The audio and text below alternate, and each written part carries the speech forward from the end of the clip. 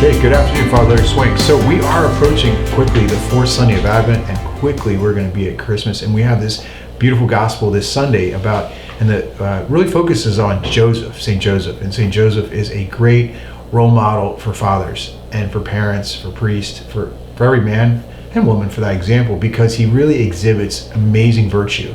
And the thing about Joseph is he always kind of gets forgotten in the background, and we should focus on Mary. Absolutely, she's the greatest saint. She's our spiritual mother, but it's good to think about Joseph.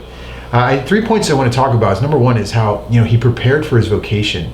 And a lot of times we're able to do God's will when we properly prepare for it. And it says in the gospel today that it says this is how the birth of Jesus came about. When his mother Mary was betrothed to Joseph, before they lived together, she was found with child through the Holy Spirit. Now, first off, in the Jewish tradition, before you entered into marriage, their version of marriage, which now is a sacrament as Catholics, you took vows, and there was a year where the dad, or the future dad, and the husband would prepare the house for the wife while she lived in her current address, and it was this whole preparation phase for taking the responsibility of a wife and a future child, and so it was a year preparation.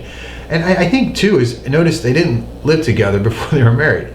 And I think today a lot of couples are not preparing properly for marriage with this cohabitation problem. It is still wrong. It is still a very poor way to prepare for marriage. And since 1970, there's been 1,100% increase in cohabitation in the United States of America. And we're also seeing a lot of an increase in divorce too, because that lack of preparation. Many times young people slide into marriage because once you have this financial thing, and I've already got a car together, I got a house together, and you're thinking, I don't know if this is right. Sometimes you might find yourself in that situation where you don't back out because you made these obligations that weren't supposed to be made until after you made the decision, do I love this person? But this is also true for priests. I mean, priest has to prepare properly. He has to go to seminary. He's got to fix up his life before he becomes a priest, and 5 years of intense training. The question is, young people and not so young, do we prepare properly for God's call for us, as Joseph did? Okay, second point is that he was courageous. One of the questions that come up is, did Joseph actually believe that Mary could see by the Holy Spirit? Now, there are three theories here, and we'll talk more about this on Sunday, but simply is, nope, he didn't believe. Number two, he believed, but he was like, okay, I don't know how to make sense of this. Okay, it's too much, so he just kind of, let's just break up so I can figure this out on my own. And thirdly, which I believe this one, and I think maybe you do too. St. Thomas Aquinas says that he did believe, but what happened was he thought this. Wait a minute, I'm going to be the husband of the Mother of God, and I'm going to be the foster father of God. Okay, that's a high calling. It's almost like, who am I to do this? And the angel Gabriel appeared to him and said, look, this is God's will, do it. And I think the message for us is, things don't necessarily have to be absolutely perfect before we do God's will. Sometimes we have to step out and make an act of faith and just do it. And that's what courage is. I mean, many times, a lot of guys, they don't get the ring for that girl because they're fearful. A lot of guys don't join the seminary because, how am I going to do this? Sometimes you have to make an act of faith. Sometimes, God's trying to make you take a job and you're not going to do it because you don't feel adequate enough. Do we trust that God will give us the grace to fulfill our vocation like he did with Joseph? All right, third point. I want you to notice how he was committed to protecting and leading his family.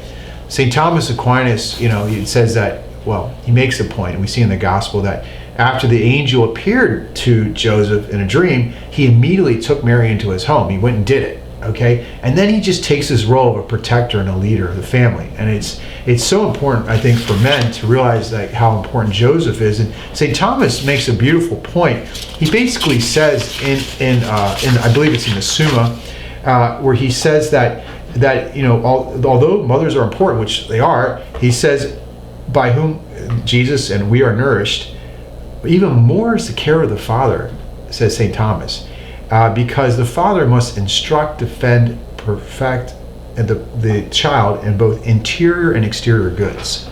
Now, what does that mean? Is that a dad has this very high calling. I, as a spiritual father, and many of you as a physical father, to provide for the needs of your children. And that's a big stress for many dads. How am I going to get Christmas gifts? How are they going to go to college? How am I going to educate them?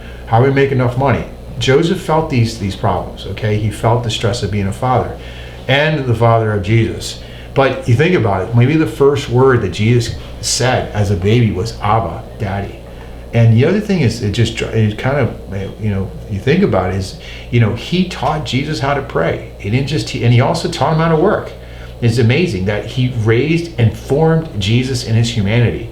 And I think too, it's pretty sad that the United States of America, we're the most fatherless nation in the entire world. I was looking at statistics. 1 out of 3 American families do not have a father at home.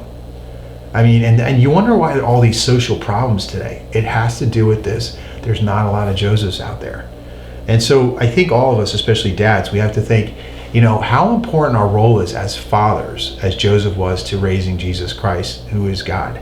And two, is just to know that, many of these social problems I think we struggle in America would cease if dads just followed the example of Joseph and did it like he did with God's grace.